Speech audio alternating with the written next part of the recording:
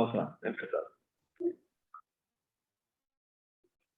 Muy bien, entonces, ya habíamos hace un momento de esto de los principios de la exactitud del cumplimiento de los contratos. Primero, evidentemente, debe cumplirse en el tiempo convenido. Entonces, si no se fijó un tiempo para el cumplimiento del contrato, bueno, pues ya la ley nos ayuda, como con la interpelación judicial, etcétera. Son 30 días posteriores a su requerimiento, deben cumplirse las obligaciones generales, etcétera. O si es una prestación de hacer un poco más compleja, bueno, según el tiempo necesario para el cumplimiento de eso. Entonces, pero tiene que ser cumplido en los tiempos que se establecieron. Hicimos un contrato de comodato donde fijamos este tiempo y señalamos que el día 16 de febrero tenía que pagar yo ese dinero, entonces tiene que ser el 16 de febrero, no puede ser el 17, podía ser antes, pero no puede ser después, es decir, no puede, evidentemente tiene que cumplirse en el tiempo establecido y se va a hacer esta diferenciación entre el cumplimiento de la obligación o la responsabilidad por no cumplir con esa obligación. Entonces, pero tiene que cumplirse en tiempo. Estoy en el espacio, tiene que cumplirse en el lugar donde se estableció. Si yo quedé en pagar ese dinero, si yo quedé por ir a pagarle a la casa de Daniel, que fue lo que me prestó el dinero, pues tengo entonces que cumplir yendo a la casa de Daniel en el lugar que se convino, ¿no? Si yo quedé en depositar, ¿no? Entonces tendría que ser mediante ese depósito. Exactitud de la sustancia. Vamos a imaginarnos, podría ser esto, es decir, vamos a imaginar que Ahora sí Daniel, que ese sería, ahora sí que ese podría ser un buen ejemplo como la pensión, ¿no? Puede ser antes o no después, ¿no? sí, es correcto, necesariamente, sobre todo porque tiene razón Daniel, se actualiza de momento a momento, ¿no? Sí, y realmente, pagar una pensión después trae muchas consecuencias jurídicas porque los alimentos se actualizan de momento a momento, porque se ocupan hoy, pero no se puede, no sé si puede haber algo más angustiante para un padre de familia de no tener que darles de comer a los hijos el día de hoy, ¿no? Entonces, sí, tiene toda la razón Daniel. La exactitud en la sustancia.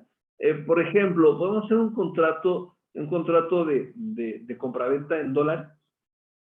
Me explico. Podemos establecer que este contrato, por ejemplo, este contrato de comodato, yo le pido a Briseida que me preste la cantidad de 10,000 pesos, por ejemplo. ¿Sale? Pero me dice Briseida, pero no tengo yo ahorita 10,000 pesos, pero sí tengo 500 dólares. ¿Sale?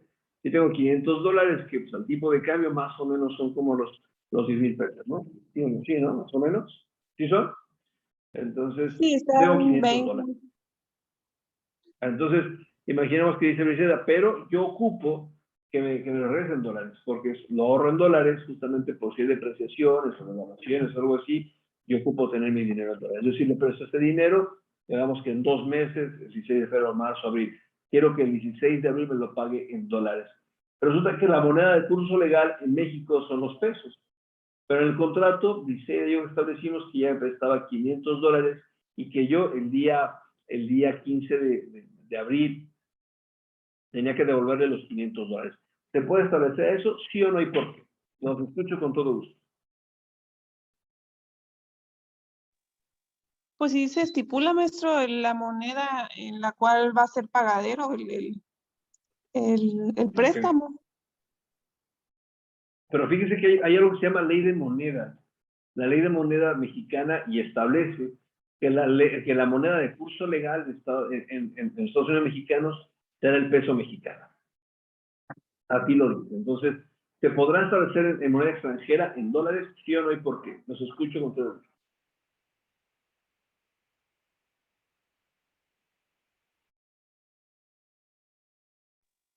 Pues sí se puede estipular, maestro, pero al final de cuentas, si me deben a mí que me paguen en euros, en dólares, en lo que sea, pero que me paguen, ¿no? Es válido el dinero, ¿no? Ok, entonces, por ejemplo, vayamos a este ejemplo y justamente lo pongo por esto. Imaginemos la hipótesis de que yo recibo ahorita 500 dólares, que su equivalente es a 20,000 pesos. Imaginemos que no, pero imaginemos que en 2 meses el tipo de cambio esté a 25 pesos por dólar. Es decir, que los 500 dólares, en lugar de ser 10,000 pesos, ¿cuánto sería? 500 dólares. 500 por 25. Tienes a favor de la calculadora que me apoye. ¿A cuánto dijo el tipo de cambio? 12,500. 25 cuánto? pesos. ¿Cuánto? 12,500. 12,500. 12,500. Entonces imaginemos que ese día, yo no le doy los $500, sino que le doy 20, sino que le doy, digo, no solo los 10,000 pesos, sino que le doy justamente los 10,000 pesos, que fue lo que básicamente quedamos. Mande usted. Yo, por ejemplo, como contablemente siempre utilizamos el tipo de cambio del diario oficial de la Federación. Cuando sucede algo así, ya sea por una factura o algo, yo utilizo el tipo de cambio del diario y ese es por el que lo multiplico.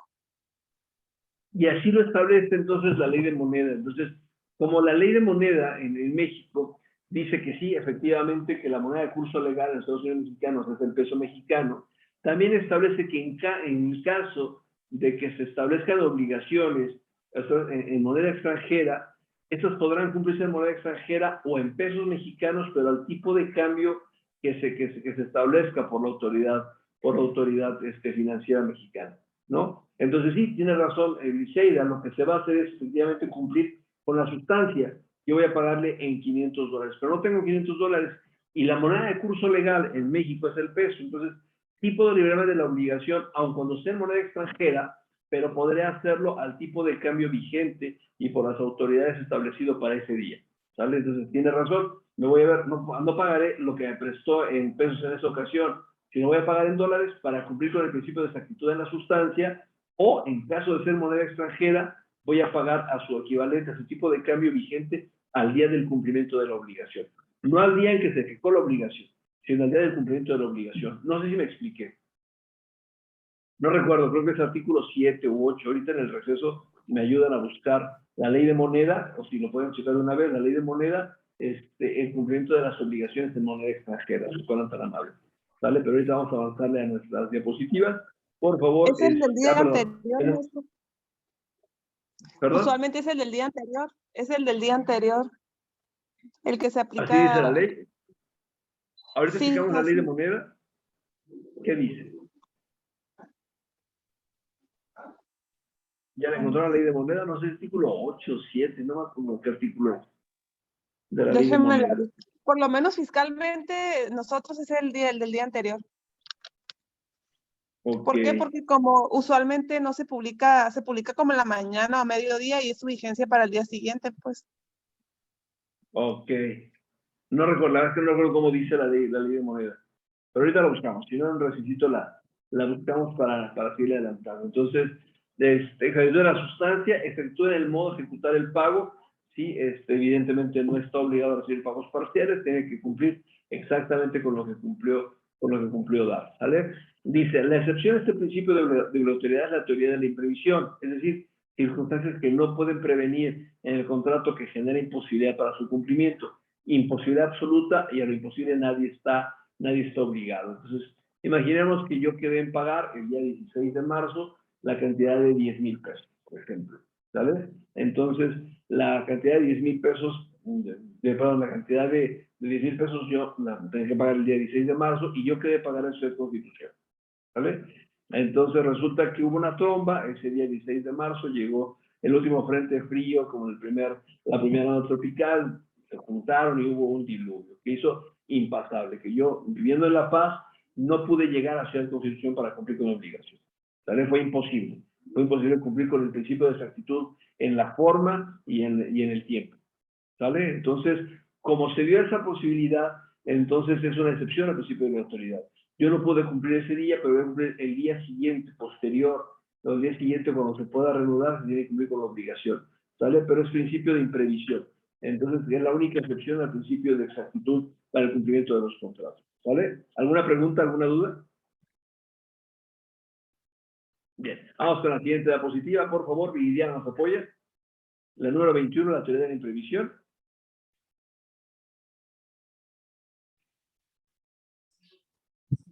La teoría de la imprevisión es cuando el cumplimiento de la obligación traería como consecuencia la ruina del deudor. Este es un principio de estricta equidad. Evidentemente, no puede esta persona obligarse a algo que está totalmente imposible, sino evidentemente le perjudicaría de forma irreparable. ¿Sale? Muy bien, gracias, Liliana, muy amable. Vamos entonces ya con la interpretación de los contratos. Dice, existen dos posibilidades para interpretar los contratos. La primera, considera que ante la cláusula dudosa debe prevalecer la intención de los contratantes. Sistema subjetivo. La segunda afirma que debe prevalecer la intención, que no debe prevalecer la intención, sino los términos empleados, aun y cuando estos resulten contradictorios a la intención, que es el sistema objetivo. Entonces, bien, la primera es el sistema subjetivo, que es básicamente lo que ellos quisieron hacer. ¿Vale? Entonces, hay ocasiones en donde el contrato tiene unas palabras que son diferentes a la intención. Lo que debe parecer en principio es la intención. ¿Vale? Dice, una vez establecido lo anterior, y si bien es cierto que existen normas jurídicas supletorias, también es cierto que en un contrato se pueden seguir las siguientes cláusulas. Vamos a empezar con la primera. Sale cláusulas esenciales. Briseida nos apoya con la siguiente diapositiva, la 24, cláusulas esenciales. Sí, nuestro 24. Gracias. No pueden ser derogadas por la voluntad de las partes. Se imponen al contrato. Determinan la esencia de la operación. El código no es supletorio de la voluntad, sino que es imperativa por cuanto a que fija la esencia de cada contrato. Excelente, muy bien, muchísimas gracias. Entonces, vamos a imaginarnos cláusulas esenciales. ¿Se acuerdan de este contrato de compraventa que habíamos inventado entre el contrato del terreno? ¿Sale? Que decimos que es un contrato de compraventa que Briseida nos hace favor de comprar un terreno y yo lo vendo, pero en este caso no fijamos jamás que yo trasladaba el dominio. ¿Sale? Queda escritura a nombre de sus hijas, cuando se van a pagar, etcétera, pero jamás fijamos que trasladaba el dominio. ¿Vale? Entonces, es una cláusula esencial del contrato. En el contrato está establecido, aun cuando no se fije en el contrato es esencial, la esencia del contrato de compraventa, claramente la traslación del dominio. Entonces, aun cuando no se ponga que vamos a trasladar el dominio, es una cláusula esencial en el contrato. Entonces, dice aquí, esta no puede ser derogada por voluntad de las partes. Es decir, no puedo establecer una cosa diferente a una cláusula esencial. Después, se impone en el contrato se va a fijar, se va a establecer, aun cuando no se establezca literalmente en el contrato. ¿Sabe por qué? Porque son la esencia de la operación. Y el código no es que sea supletorio a la voluntad, sino que lo impone necesariamente, porque esa es la esencia. En un contrato de arrendamiento, pues evidentemente la esencia es trasladar el uso. Por tanto, no puede poner o no puede establecer necesariamente que no lo use. Si esa es la esencia del contrato. Entonces, no puede ser derogada por las partes. No sé si nos explicamos. No sé si tienen alguna duda.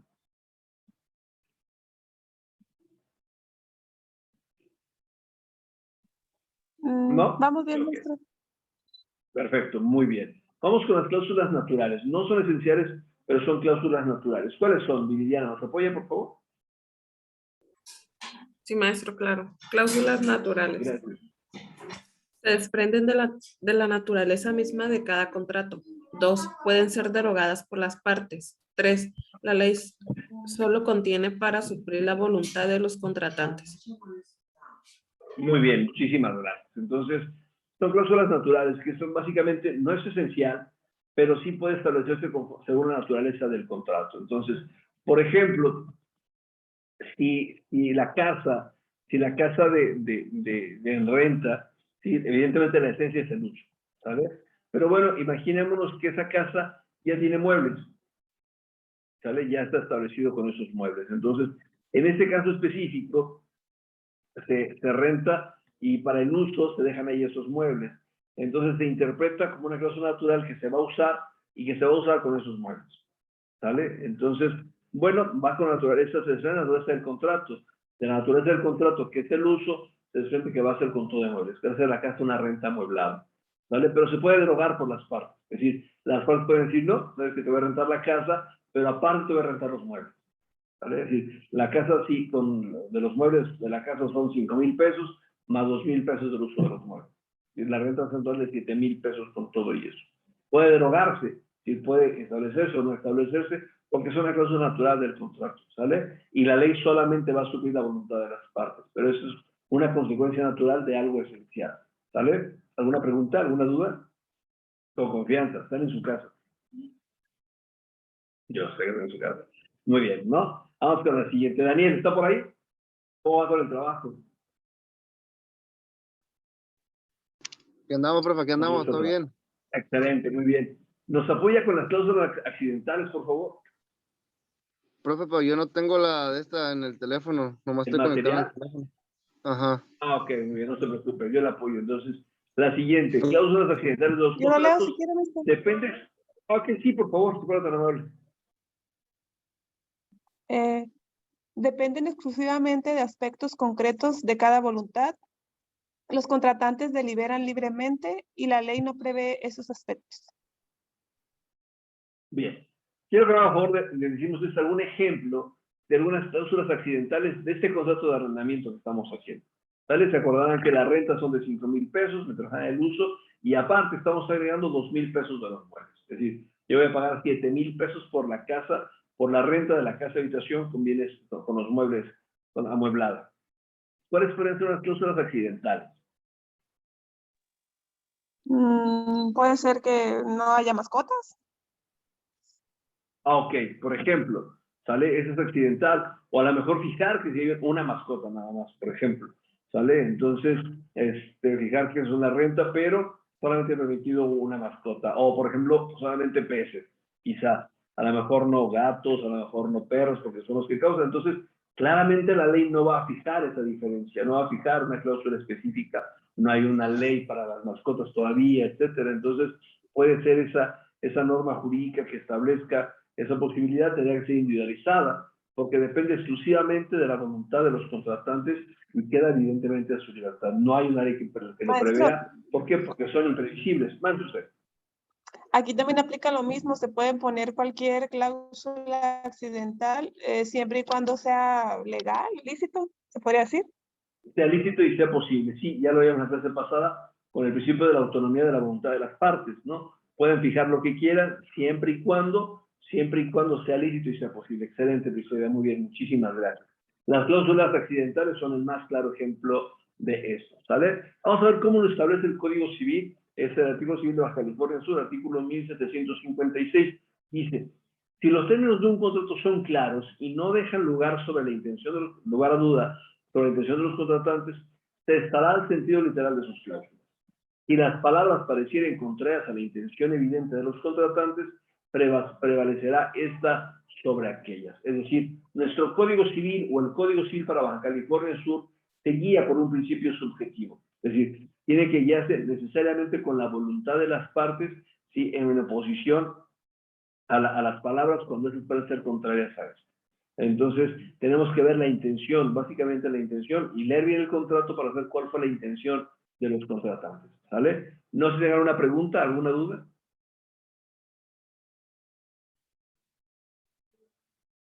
Ok, muy bien. Vamos con el siguiente artículo. Por favor, artículo 1757. Liliana, apóyenos, por favor. Artículo 1757 del Código Civil, la deportiva 28. Artículo 1757. Cualquiera que sea la generalidad de los términos de un contrato, no deberán entenderse comprendidos en él cosas distintas y casos diferentes de aquellos sobre los que los interesados se propusieron contratar. Bien, ¿qué entienden por esa parte? Dice, cualquiera que sea la generalidad de los términos de un contrato, no deberán entenderse comprendidos en él cosas distintas o cosas diferentes a aquellos sobre los que los interesados se propusieron contratar.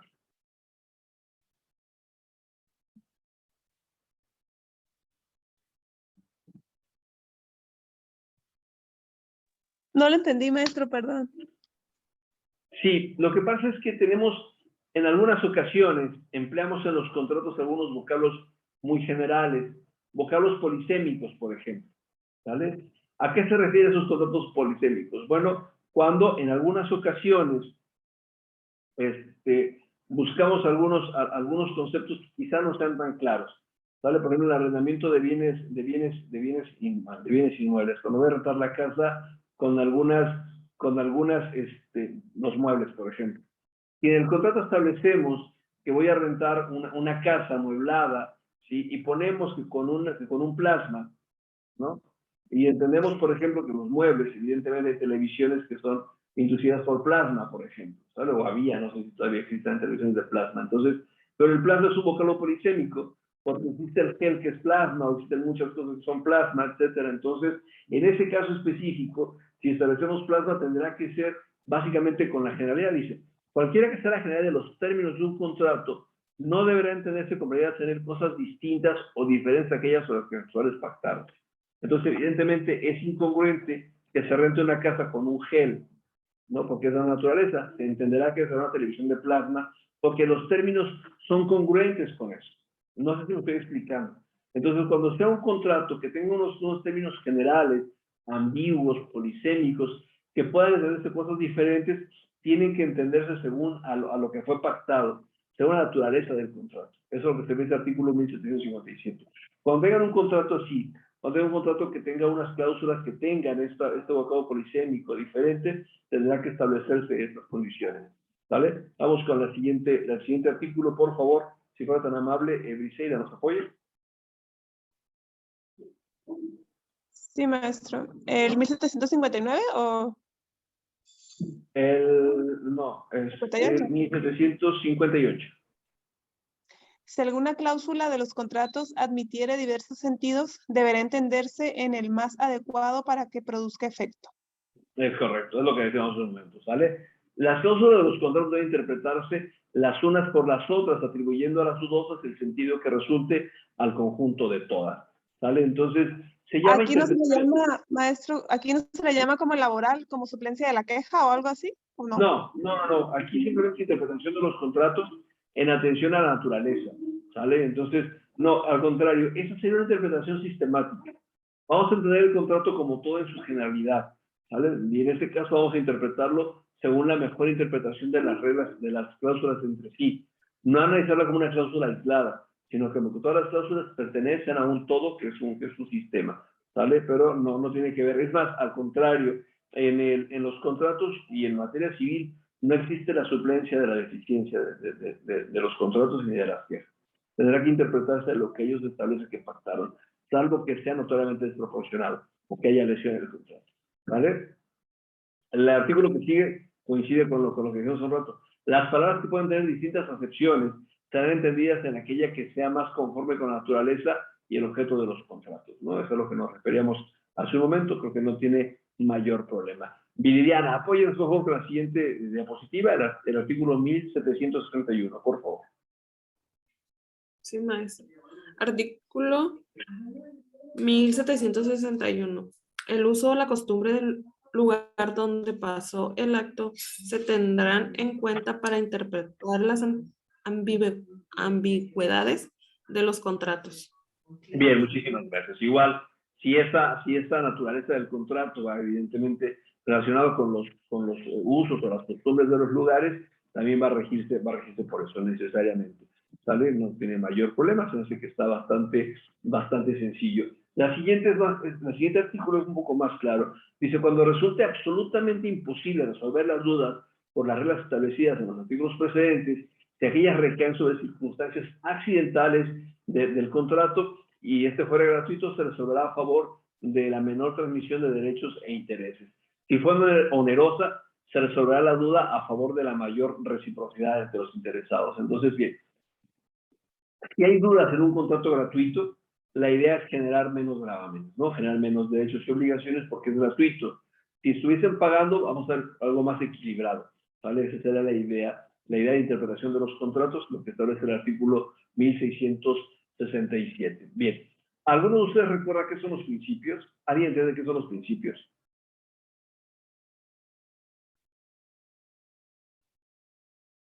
¿Nadie?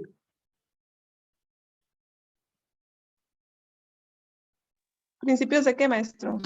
Sí, fíjense que las normas jurídicas, dicen los dos autores, que las normas jurídicas se dividen en dos, en reglas y en principios, que las reglas son mandatos taxativos, mientras que los principios, ¿qué son los principios? ¿Alguien se acuerda qué son los principios en oposición a las reglas?